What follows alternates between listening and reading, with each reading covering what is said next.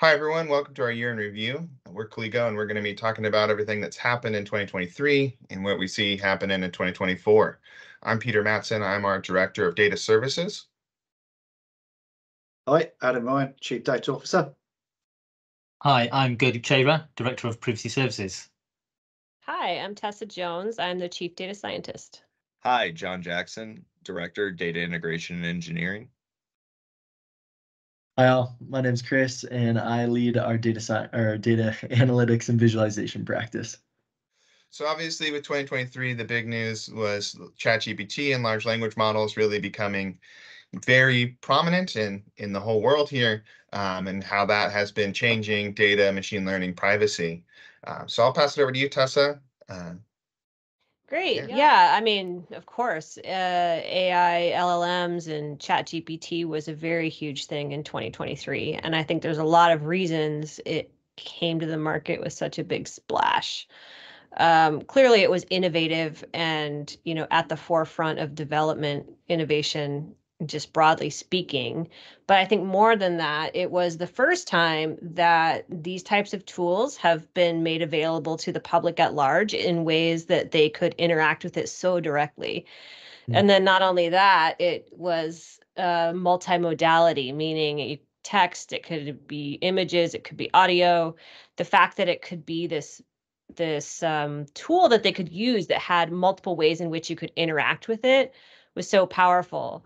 And I think that it brought with it this huge wave of really two big things other than how it can benefit not only individuals, but companies. Clearly, it adds a lot of value to businesses in terms of making jobs more efficient.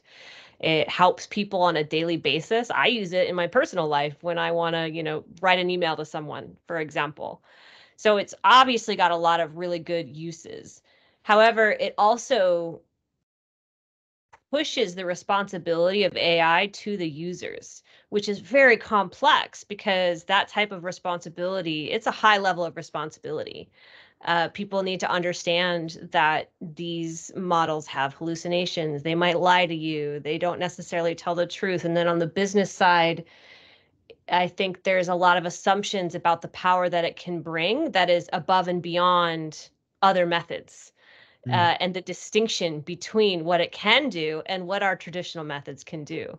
So it brings with it not only a lot of this power, and I'm going to quote Spider-Man, with lots of power comes great responsibility, right? Where if you're going to distribute that kind of power and usage across different people and corporations, it comes with it a whole host of responsibility and difficult conundrums to understand and wrestle with how you can actually use it, and whether or not you should even use it if it's the right use case. And that's when you really need to, or I would advise it's, very responsible to look towards experts to help guide you through that. But it's going, and it's only going to be advancing further. If I just speak really briefly about 2024, it's just going to advance further. And I think one of the biggest waves I predict in 2024 that's going to advance is around regulation of AI, and how we are exposing explainability, how we are exposing the understanding of these models in conjunction with, and I'm going to get just geeky for 2 seconds here, with, graph knowledge, right? So when you have these large language models underneath them, you have this wealth of knowledge around how information is connected. And those are objects that can be used for other further purposes other than the initial output, which I think will be a really fascinating world to be advancing into. And maybe, Tessa, I'm curious, before jumping into regulation, you mentioned something that really perked my ears in terms of, like, I've heard of hallucinations before, but could you explain that a little bit more for me? Like, how does that show up? Or like, what does that mean with these things? Well, so if you think about it, these large language models, they have a whole wealth of information and data, right? And if you think about even yourself, you go and you search on the web, you don't necessarily expect everything that you see to be true, right? You filter out what is true and not based on your own human application of your brain, essentially.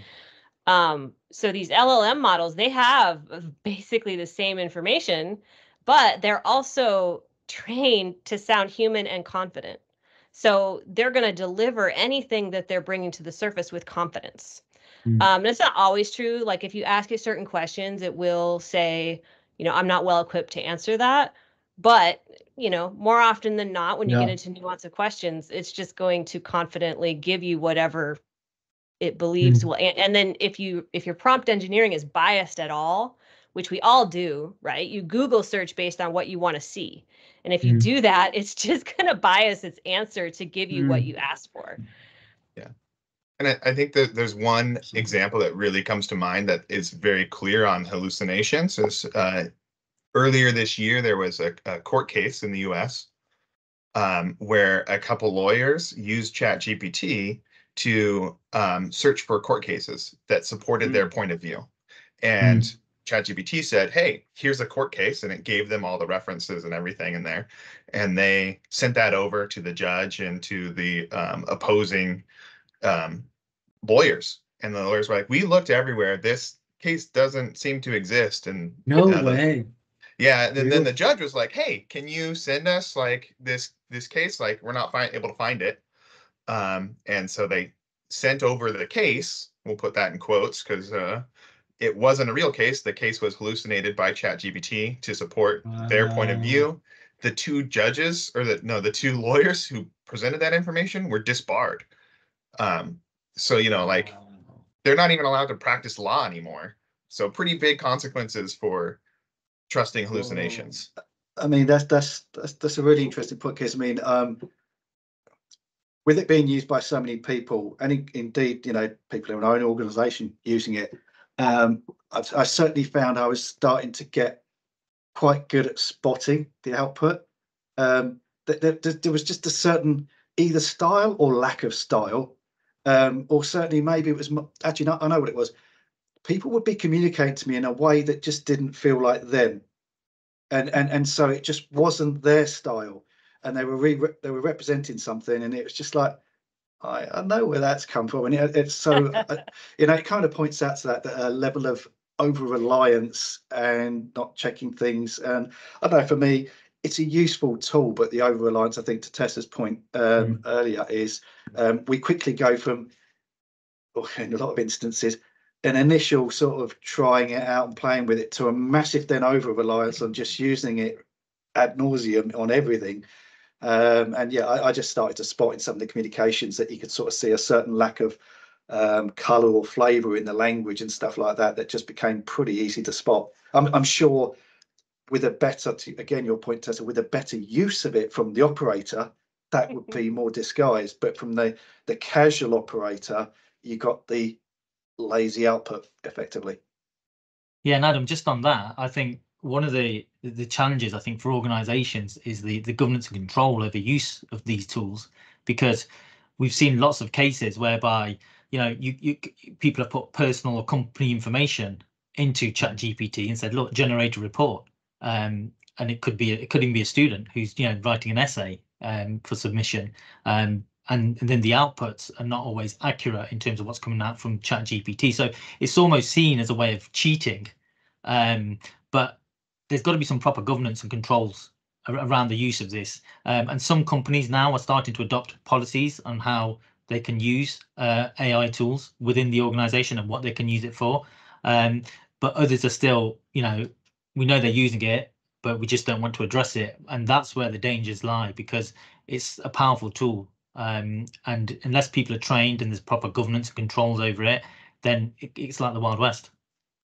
And actually, that's already started another sort of I suppose sub-industry, in that I've got a couple of friends that work in the education space, and there's already platforms available for them to be checking that sort of stuff. That so again, the tool you've used to generate the output is becoming the tool that they can use to find out that you generated it from there. and so everyone's accessing the same type of data, but for a very different use case. But so they'll start to catch up. But let's face it, most of the time the governments are a mile behind technology all the time. So that's always going to be an interesting space. certainly here in the UK, we've seen particularly not that long ago some embarrassing sort of decisions being tried and being made on sort of the public platforms, and whether or not they are, you know, totally secure, insecure, and wanting to open them up. And it's like they have no concept of how the actual security works, and just come out making statements here like it just doesn't work like that. Your idea is dead in the water. So I'm always wary when anyone from government starts talking about tech, because usually the next few words that come out have been handed by some very junior researcher that doesn't understand it either. It's just regurgitated all the way through. So I'm actually quite concerned now that they'll start using ChatGPT themselves, and you know it'll just go straight from there straight to government. So maybe they'll improve things. I don't know, but it's certainly been a checkered past. Yeah, I think one of the things that is interesting is the EU reaching a deal on the EU AI Act, which we should hopefully see within this year, next year, coming to life. And the aim of the Act actually is to support that AI innovation, but also balance that against, you know, the interests of individuals and their basic human rights. You know, are the tools going to discriminate against them? Are they going to show biases? And the aim of the Act is to put some real governance and control in place. So what they've suggested in the Act is that there'll be different levels of AI. So essentially you could have a high risk model, a medium risk, minimal risk, and depending upon where you are, you'd have to put in certain controls. So it may be, you know, being transparent about the information that's going in there. How are you going to protect things like copyright? Is the information really true? You know, the data governance side of things, risk management. But so depending upon that level, so what we will see is the Act come to life over the next year or so. But there's also other countries that are starting to publish their frameworks around how they're going to use AI. And certainly in the UK, the Information Commissioner's Office has just started a consultation on AI guidance in the UK. Singapore have published a framework. Saudi Arabia have got something. You know, so countries around the world are starting to, you know, look at this. And just because you're not in the EU, it doesn't mean you won't be captured by it. So the scope will be similar to the GDPR. So you could be in the US.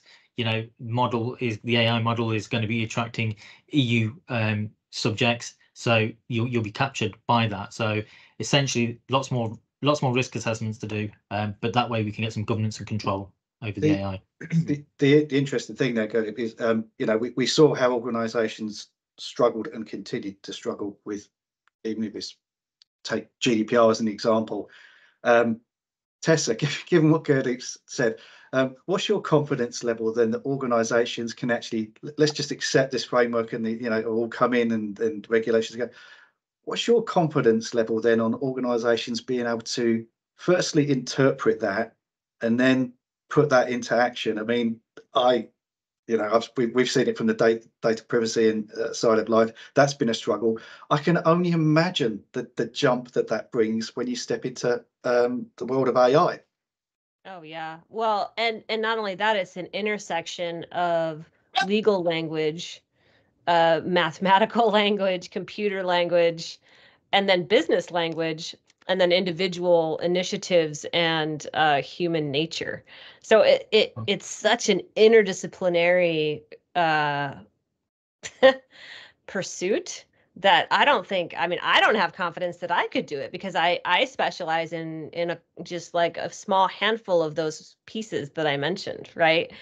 I'd partner with a lawyer or a privacy expert and regulation expert, along with it's very intimidating, even, you know, I think, and it's one of those things where certainly the more you know, the more the confidence should go down.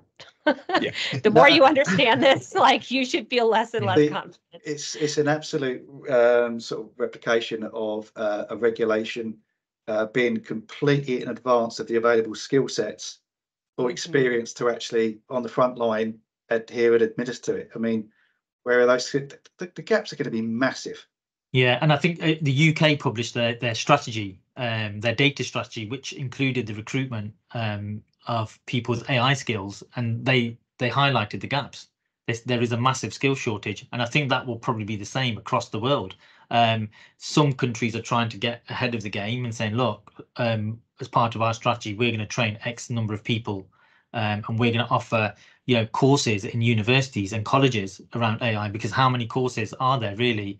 Genuine courses that will teach people, will give you the relevant qualification, and then go out and get the experience so that then you can, you know, advise companies and give them that, you know, technical expertise to help them on that compliance journey. So there are gaps there, but I think it's something that, you know, we've got to embrace, because AI's here.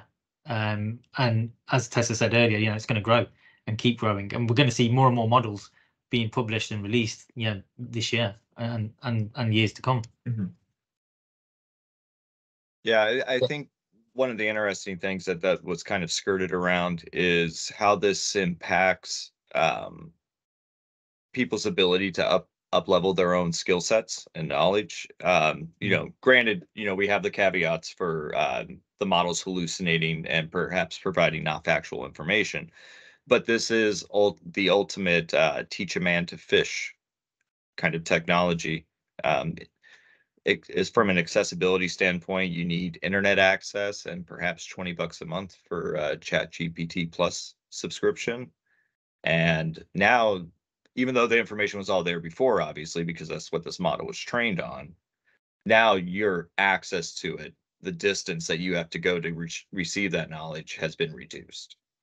And so I think it's a great opportunity for everyone, you know, for, like, quite candidly and cheesily, all of mankind, right, to at least get to a certain level of comprehension with the world that we live in today and the technologies that are available. Because as you guys have mentioned, it is going to be terrible watching this go through government, or I should say it's going to be very challenging watching this progress through the different levels of regulation, and how the public actually interacts with it, and what levels of confidence we can apply to it.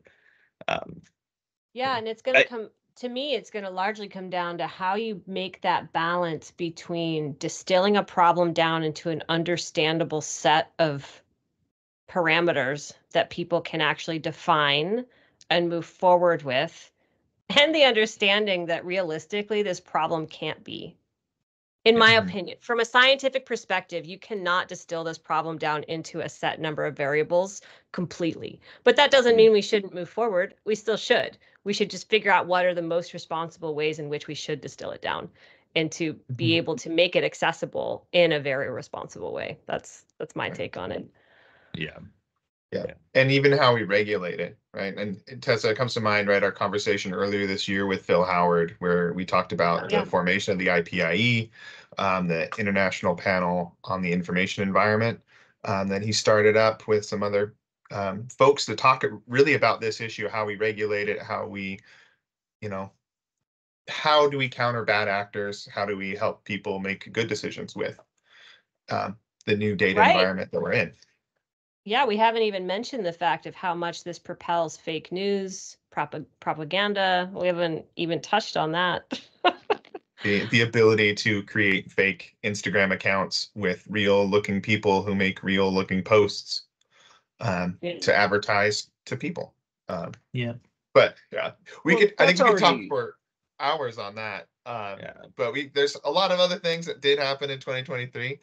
So I did want to talk a little bit more about some of those trends that we saw coming in this last year, specifically around cloud and governance, the increased focus more on governance and the cloud adoption and the changes there that we saw. John, you want to hop in there? Sure. You know, I think just similar to the conversation we were just having about AI, right? It's about responsible use of any technology. And, you know, we've all been in the business a little while. We've seen buzzwords come to be. Blockchain comes to mind, right? Things of that nature. So cloud computing, while it's more than a trend, it's a necessity, and there are some security benefits as well, and just recoverability of systems, things of that nature. Really practical reasons for cloud, right? General accessibility, not having to employ people to maintain full infrastructures, right? That's handled at the source for SaaS systems. However, the spend, it seems that along with that willingness to invest in cloud products and moving from on-prem to cloud, the spend seems to a bit of sticker shock, I should say, on some of these systems, even comparably when you stack the salaries for engineers and administrators to keep systems up. Companies are just not as responsible with their cloud spend as they perhaps would hope. And they are seeing benefits in technology and hardware as it gets better, and the skills, accessibility to these skill sets is increased, that you can do a lot at home. You don't need to go out. You have everything in the fridge, so to speak. So it just seemed to me that it wasn't so much that funds were diverted towards in-house on-prem, so much as the reins were just pulled back a bit on cloud spending, and gives us time to evaluate, are we using the right tool for the right problem? You know, to a hammer, everything's a nail.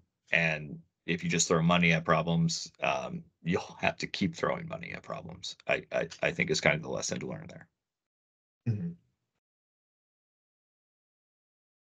And then the importance there, right, is also with a lot of companies have been expanding quite rapidly into the cloud computing, cloud space, and that governance and documentation haven't Yeah. come up at the same level, and so companies are left kind of like, oh, how, like, why are we spending so much? How are we getting all these costs? How do we bring those costs down?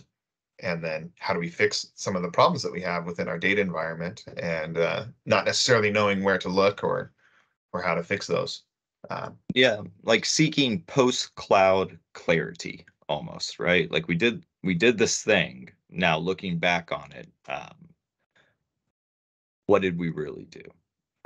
What was it necessarily worth it? Were we seeing the benefits? And I think you're just kind of seeing the end of the ROI journey on that, on where enterprises are able to evaluate, have we actually gotten the ROI we expected on the long-term window for cloud? I think, John, you know, one of the things that I've found is that a lot of organizations don't actually understand what their functional requirements are and non-functional requirements. So they will go out and they'll go through this whole procurement process, and you know, they'll think, right, that's a nice shiny tool, and yes, the sales guys will sell them the product, but it won't do what they want it to do. And then from my perspective, I'm always looking at from the privacy side of things in terms of what the impact is, obviously on the individual compliance requirements, what the risks are. Could be anything, things like, you know, data storage, data transfers, access, all of those things, and sometimes they're overlooked as well. And I've seen time and time again where organizations will go out and they'll get the nice cloud, and then it's an afterthought to go and do a risk assessment. And they think, oh, right, it doesn't quite do what we want it to do, and actually we're exposed here. But then it's going to cost them too much to fix, or they're in the contract. And then what I've also seen is that some organizations will, because they haven't got a process to go out and procure these cloud items, anybody in the business can just go out and get these things. And all of a sudden you've got several tools which probably do similar things. And then the data is absolutely everywhere. And there's no control, no governance, which again exposes that risk in terms of security and the organization of the data. Yeah, I wonder.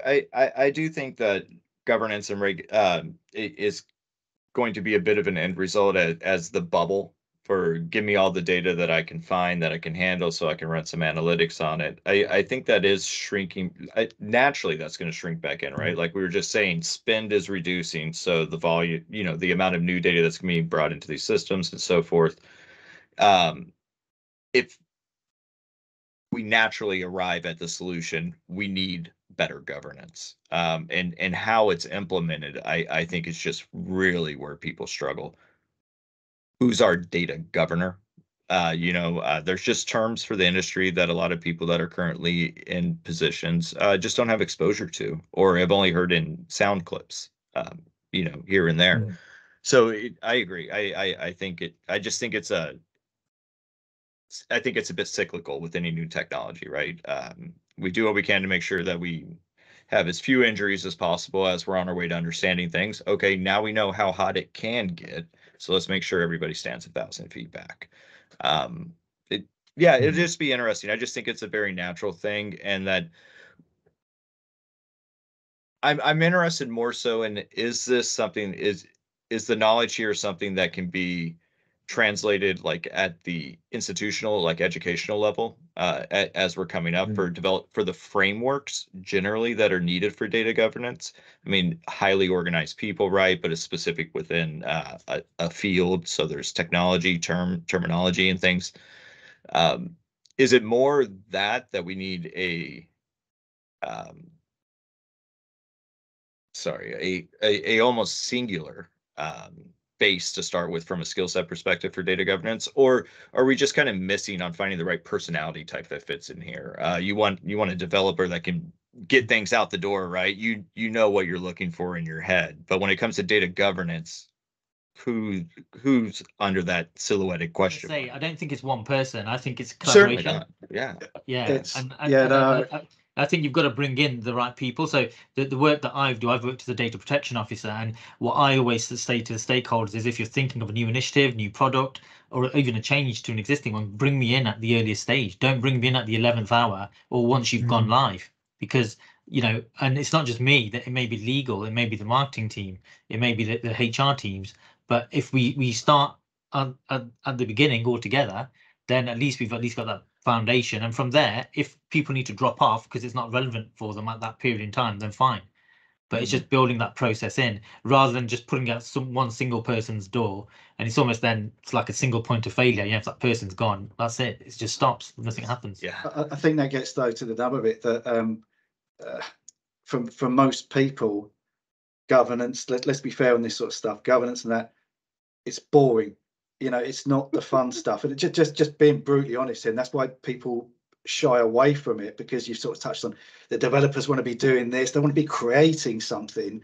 Governance most of the time is seen as stopping things, rightly or wrongly.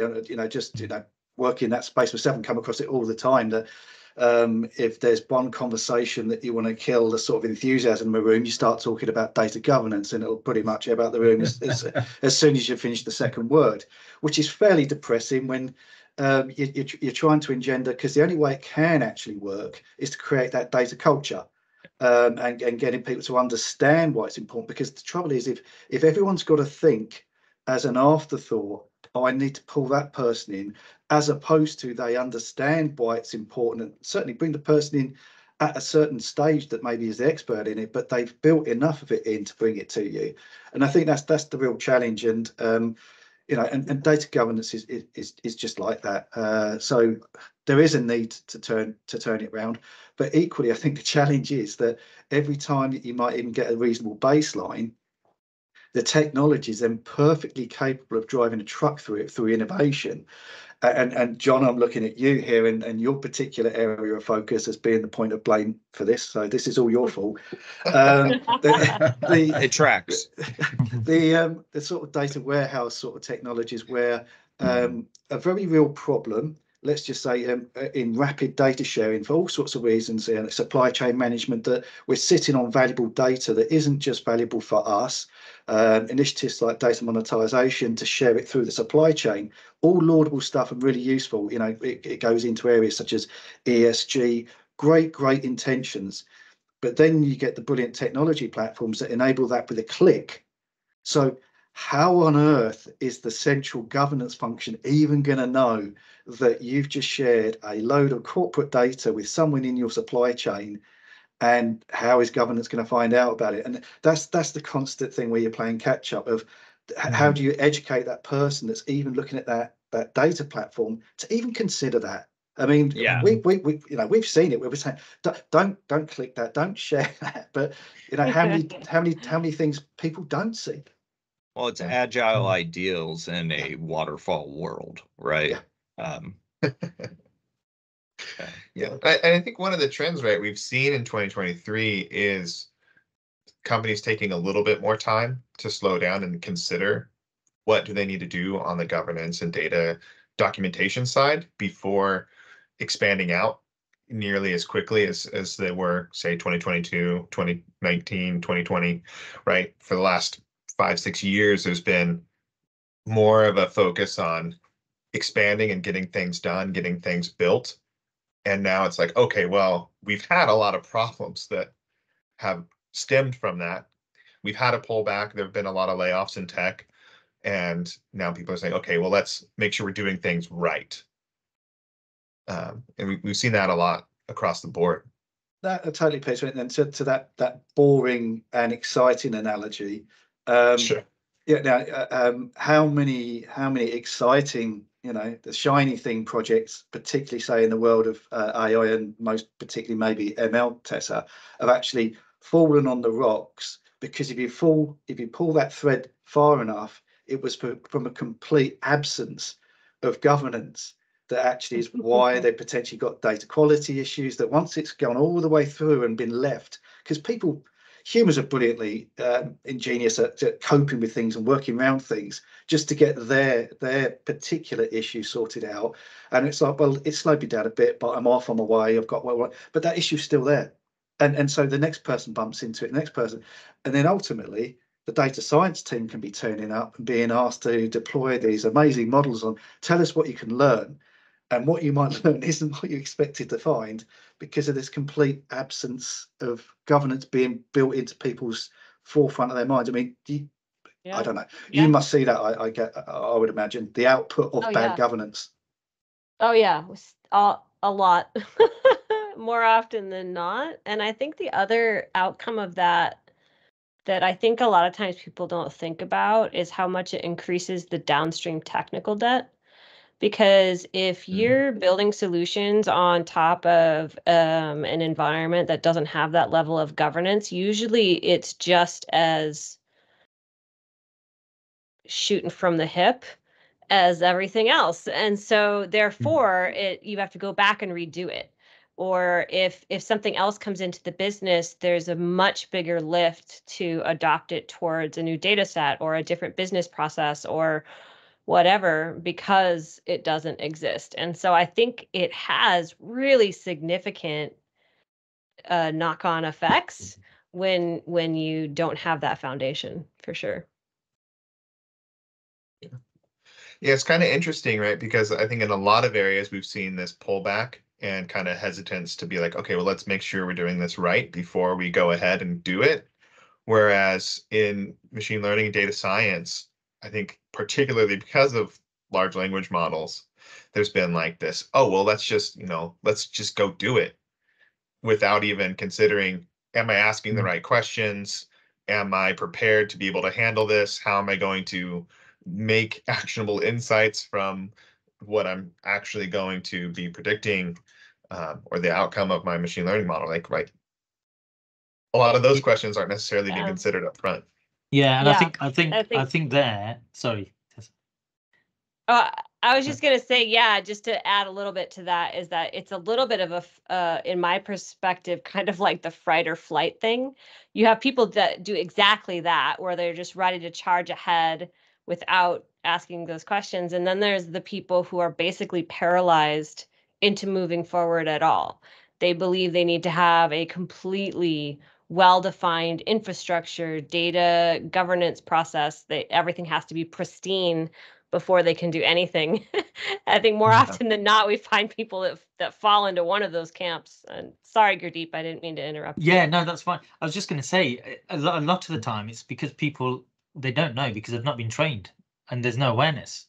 So they don't know what they should be or shouldn't be doing. So, and even if a company has a policy, let's just say you have a ChatGPT policy, what does the policy actually say? Sure. And has it been implemented? How do you know that people are following the policy? Are you checking, things like that? So, if you give somebody, I don't know, a load of Lego pieces and you say, go and build something, they'll just go and build what they want. And, if you put some controls over what they can build, how they can build it, it should have this, it should be that color, it can't be this, then obviously there's a bit more governance. But you've got to then give that education and that training to your employees and have the processes in place, the checkpoints and the gates before you go on to the next step. Otherwise, the impact, I always look at it from a privacy perspective, the impact on the individual, the harms it can do to the individual, is quite significant. And that's where the danger is with all of these models, because once the machine starts doing it, and if we've got no human interaction or intervention, that's when there's a big concern, especially if it's a high risk model. So Gurdeep, are you saying that having a policy is just not enough? I mean, No. sorry, Yeah. being somewhat flippant, but we Yeah. see it all the time. We see it all the time, don't we? That Absolutely. and how many times is it that people go chasing the policy that they think that they want you to see, Yeah. rather than that your policy needs to say what you do, not the other way around. Just paper something up that's completely independent from how you actually operate and what you monitor. Yeah, and what I see a lot, especially with the GDPR, was it was just a tick box. So people are either cutting and pasting from Google, and now obviously you can use ChatGPT, or they brought off the shelf a suite of policies, and somebody set a company up and says, look, you can be GDPR compliant, buy this, and just change the name of the organization, and away you go, put it on your website. It's not enough. You know, if you're going to take compliance seriously, and if you're going to build things properly, then you've got to have that real governance and control over it. And it's not just with the work that we do. It could be a HR policy. Make sure that it's supposed to say and do what it says on the tin, and that we're checking that people are doing that. But we forget about these things, don't we? We just think we've got the policy, we've ticked the box, then we don't have to look at it again. And it's a bit like the training we have to do, refresher training each year, maybe for health and safety or privacy. And it's always like, oh God, now here we go again, same thing. But I think it's our responsibility to make that training more intuitive, more engaging, and actually give some real learning back to people. And with the work that I do, I always try and give real life examples. How would it impact you if it was your mobile phone that was lost, or if it was your credit card details that was stolen? So that way you get that better engagement, rather than say, here's a load of content about what the principals say in the GDPR, because quite frankly, most people don't care. There are a couple points that I wanted to bring up within this, and then circle over to you, Chris, on some of the trends you've seen in the data analytics and visualization space. But one of the things, right, like we've talked about the importance and the renewed focus on planning before doing. And I think that's something we've definitely seen in the data science space as well. We have a bunch of research that we've done this year, or did last year, 2023, on that. So yeah, very, very exciting stuff there to see how can you actually be successful in deploying these projects? How can you plan properly to have impactful machine learning models? So now I'll hand it over to you, Chris, just talking about what you've seen in 2023. Yeah. I mean, I've loved just kind of listening and hearing this discussion, because it weaves into so many different elements. But I think in my space of analytics, of visualization, of what we're seeing with our clients and in the industry right now, what we're seeing over the past couple of years, people have just been really hungry for visualization, for dashboards, for tools, getting data. I hear from my clients a lot of like, we need data in the hands, in the fingertips of people on the front lines. So we're just flooding them, just overwhelming them with producing a lot of tools, whether it's one-off reports, dashboards that get updated on daily, weekly, monthly cadences. And this year, 2023 specifically, had a number of conversations with folks where they were like, hey, we now feel just overwhelmed by the amount of dashboards that we have, by the amount of tools that we have. Like, I don't even know where to go now, and there almost needs to be a refinement and a healthy janitorial exercise of clearing out some of the clutter and getting rid of kind of what is the most important tools that we need. We don't just need more, we need quality, we need refined, and we need tools that are going to serve a specific purpose and don't try to repeat that purpose 4 different times elsewhere. Because we're seeing as well a number of places where we're repeating the same metric, for example, on a dashboard, but in multiple different dashboards.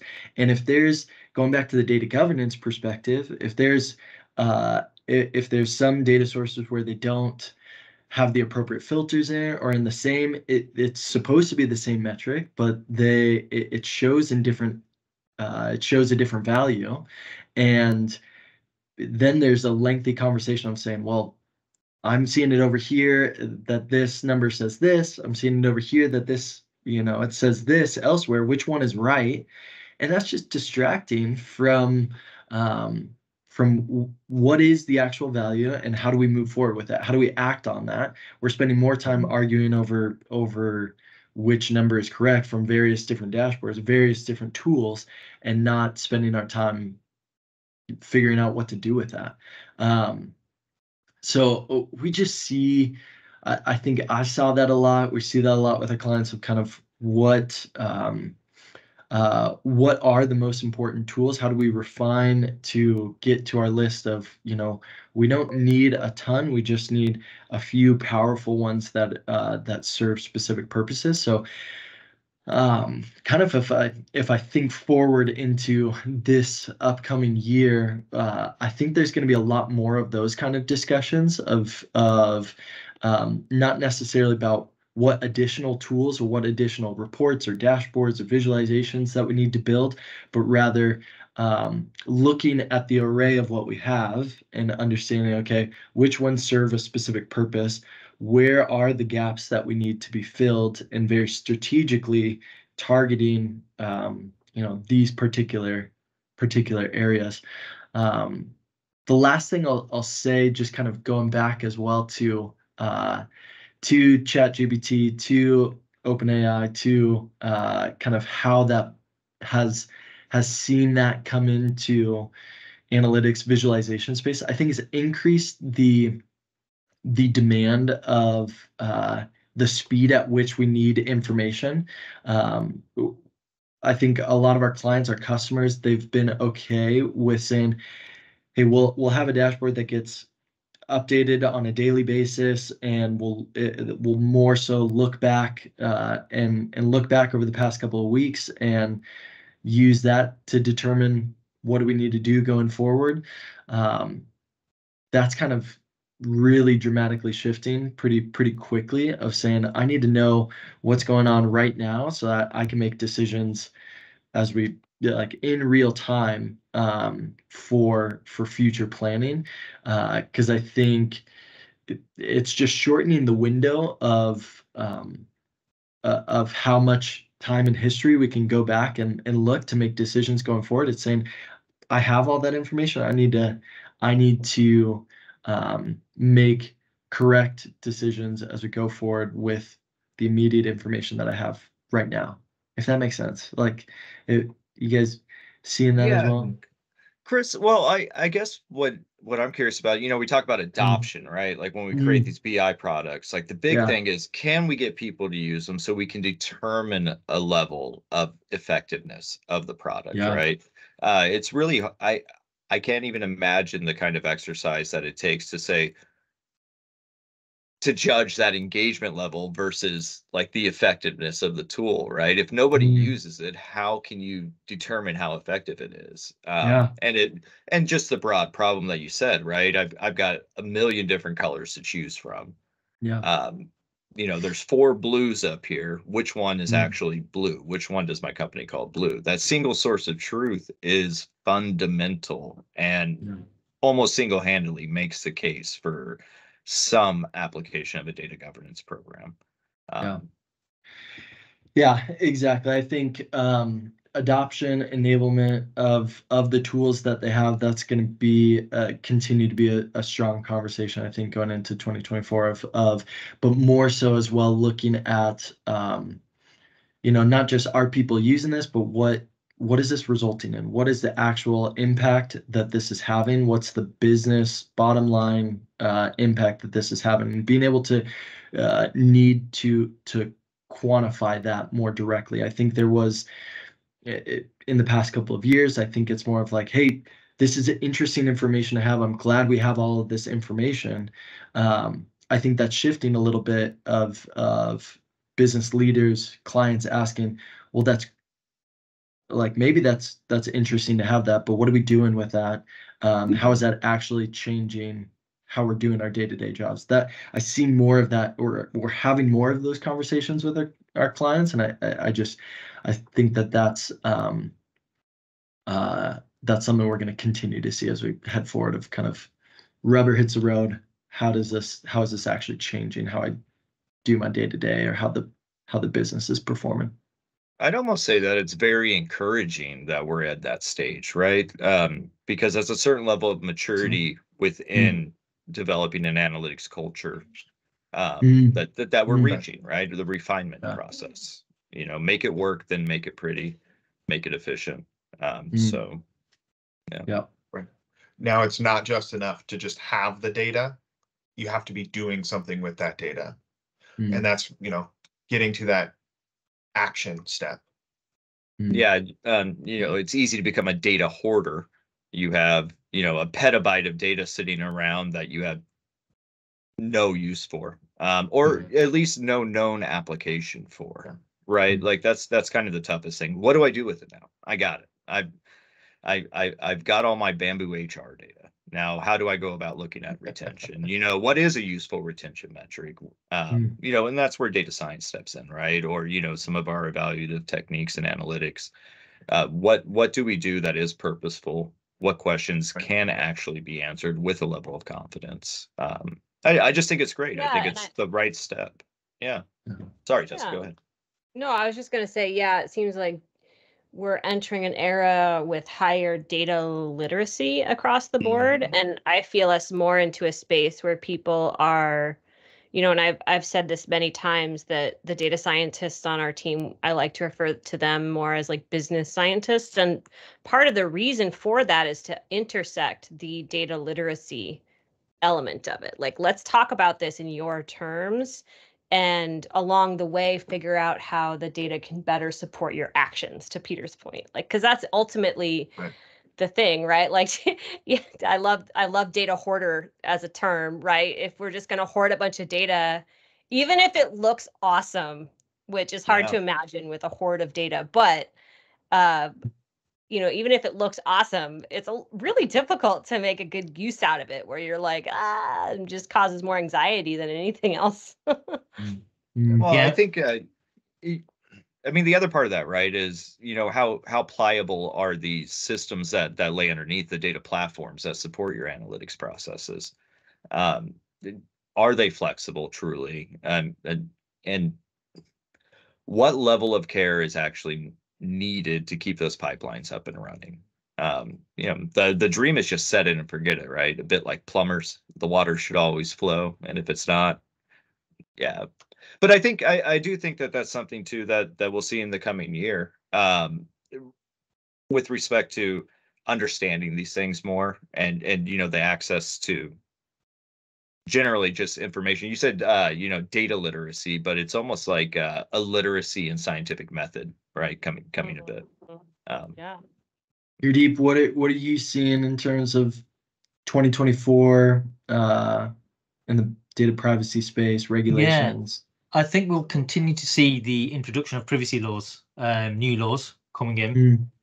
Certainly, obviously, we've seen a lot more states in the US implementing privacy laws. One of the things that is happening, and it's going through Congress at the moment, is the American Data Privacy and Protection Act. And that's a federal bill. So whether or not that will come to life remains to be seen. But over here in the UK, we've got something called the Data Protection and Digital Information Bill, which is actually going through our Parliament here, and that will change and reform the data protection regime here in the UK. So there will be some changes. One of the things that they're looking to introduce is something called a senior responsible individual, which is somebody who would sit at that management board level and would assume that responsibility for data protection compliance within the organization. And then the idea is to make it less of a burden for organizations, because the government's looking at this and thinking, how do organizations comply with this, legislation, and have they got the resource, have they got the time? And I think the other thing that we will continue to see is the evolution of AI and the governance and the frameworks around that. So we're seeing, obviously, the EU Act that's going to come into force. You'll see other pieces of legislation that will probably copy that, sort of model it largely on that, similar to the GDPR style. Yeah, and that, that can get to my 2024 predictions for the year. I think that absolutely regulation in AI is going to be further advanced. I think this is going to be a big task that will be ongoing. I don't think that necessarily this next year is going to be revolutionary. I think it's actually going to be setting the stage for the level of effort and motion that needs to be ongoing. So, I think that's going to be a big one. I think some of the other predictions I would have is advances in federated learning and edge computing, meaning, federated learning where that really complies better with privacy policies because you can train ML models without having to centralize data and transport it across certain lines that might be under certain regulations for privacy. So I think that there's going to be a big advancement in that technology. And that goes to edge AI. So the more we have these AI tools at the fingertips of people, I think edge AI basically being when you can run predictions at the end user, that's going to be more and more needed. And the demand for high quality technologies in that space is going to be booming throughout next year, I think. There's two more that I would make predictions on. One of them is knowledge graphs. I alluded to them earlier. I think that knowledge graphs are going to be a very innovative space in terms of how to use them and apply them. And I think they're going to be embedded into some really cool mathematical solutions that do a lot of interesting things in the future. It really helps to connect different pieces of very complex problems or complex scenarios. So I think we're just going to get deeper and deeper into that space. And then the last one, which I think is probably most relevant to us here at Calligo, is in the ML and AI space. I think over the last several years, we've been having a lot of momentum around auto ML and no code ML. And I think that has brought great advantages in this space in the sense that it automates things that are automatable, that should be automated. But I think we're reaching this very pivotal point to what is the degree by which things should be automated. Auto ML is continuing to just escalate, but I think there's this realization of decision science, making things actionable, because these are the things that businesses really care about. And a lot of the auto ML and no code ML solutions don't actually warrant themselves perfectly to fitting into those scenarios. And I think that the market is in for a shift into the direction of solutions that try to automate as much as possible because it's cheaper, but also to integrate these more decision-centric elements to it. So those are my big predictions for 2024 for focus areas. We'll see how right or wrong I am. There's always a risk in going last, and thanks for that, Tessa, because fun enough, it's similar to your last one. I just think, and it's a trend I think we're already seeing when we're engaging with customers in that, and indeed with our vendors, that some of the technologies that we're using are building some of the things we've talked about in out of the box. And that's great. We've got advances in the sort of Microsoft product set in the Power BI, where there's an element of AI built into that, and customers can immediately access it. So I'm going to sort of classify that as almost like the consumer grade AI that's in there. But what I can see that doing is I can actually see that much in what you've just said, Tessa, driving then the curiosity as to once the benchmark and the base level has gone up, that everyone's got access to that. It sort of dilutes the benefits in some ways. It's equalized the field again, and I think that will drive firstly probably a knowledge base of what it is capable of to a degree. But I really think it will stimulate the curiosity to say, well, hang on, how much more could we do if we got very specific? And to your point, what if we had some business scientists to say, what is the envelope of what we could achieve, and actually start pushing the business forward? So I can see I don't see them competing. I actually see one feeding the curiosity and demand for the other. So in total agreement for that. I'll cover one off that I think we're going to see that we've already seen in the UK. I think we're going to see that blurring of physical laws and laws for the virtual world. where did a piece ages ago about, and my use case was just when it was talking about the explosion of sort of the metaverse, and where how would people be judged in the real world based on their actions in the metaverse, and how might that make people react, and embarrassment factor and everything like that that could come to bear. And we've got a particularly horrible case going through the UK that I'm not going to go into the details of, but where virtual physical crime is being, should it be assessed the same as physical crime, because the emotional output can be the same. So there's a real debate about that. So that whole blurring of the virtual world with the physical. And then lastly, I can just see a huge demand for data projects being driven by ESG initiatives, because if there's one, everyone's sort of looking at their ESG response for sound reasons, and we do need to get on top of that, as a race. But when you start looking at how do you actually get into it, and it's not a tick box exercise, it's not about just offsetting to some company and planting some trees in another part of the world, and actually genuinely affecting what you're doing, or even knowing what you're affecting, and then through the whole supply chain, it's the perfect sort of conveyor belt for a end-to-end data project that encompasses everything that we do. It's got the engineering to a massive degree, the visualization, the AI and ML, and indeed the data sharing and data privacy sort of requirements as well. So they're my sort of three areas that I can see being big trends for 2024. All right. Well, thanks everyone. We're going to be wrapping up here. This is looking back, looking forward. And I think one of the things that I'll just close out here saying is that we're going to be doing a whole bunch of events this upcoming year, talking more about data science, analytics, privacy, both in the US and the UK and around the globe. So if you're interested in those, definitely reach out to us, and we hope to see you in 2024. Thanks, everyone. Cheers, Peter. Thank you. Appreciate it. Bye. It was good Thanks, chat. all.